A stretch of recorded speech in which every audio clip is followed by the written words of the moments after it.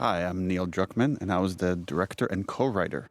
Hi, my name is Hallie Gross, and I was the co-writer and narrative lead. I'm Ashley Johnson, and I play Ellie. Hi, I'm Troy Baker, and I played Joel. This whole scene came about because we were trying to figure out how do we recap the previous game just enough for people that haven't played it, or might not have been so many years they don't even remember it. So we thought, oh, Joel could confess to Tommy. And this was, I don't know why I dug my heels in, and I was like, I do not agree with this. And I had such a problem with it because I felt like this was a secret that Joel was going to take to his grave, and he would just bear this sin. And it wasn't until we were on set, and I'm sitting across from Jeffrey, and I'm watching him just listen to Joel. And every take, we went deeper and got better, and more truth came out. It's really small, but you're right, it's really powerful and intimate of this exchange between these brothers, of just how far they've come since he's rejoined Jackson. Yeah. It's become one of my favorite scenes. The meticulousness of this task of fixing up a guitar. And I remember you saying specifically is like, you're really trying to get the grime out.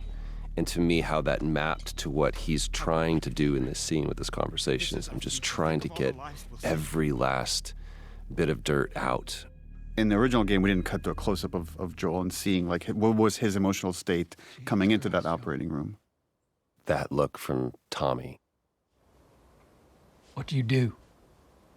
I love this right here. I saved her.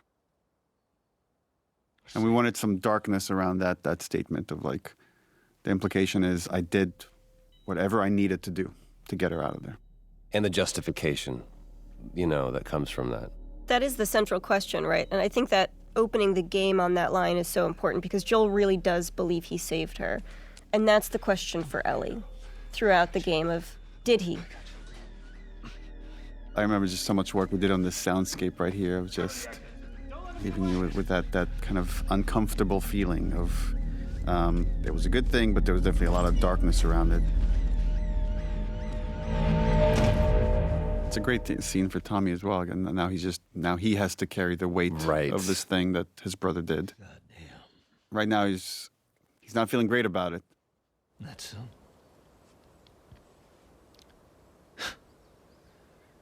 That's a lot. That's a lot.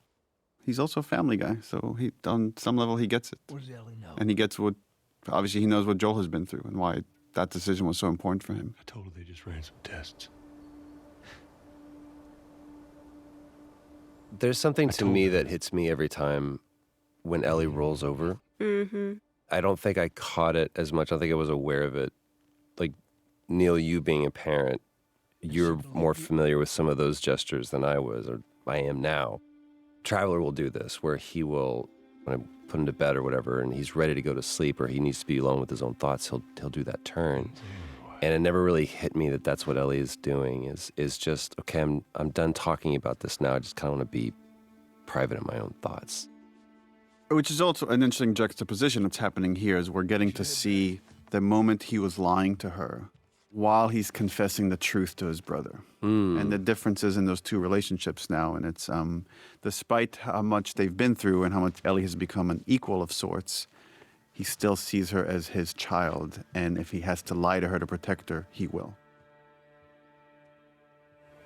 It was important to get this final handoff of playing as Joel one last time as this beautiful sunset ride towards Jackson before we fully kind of hand off the baton to Ellie.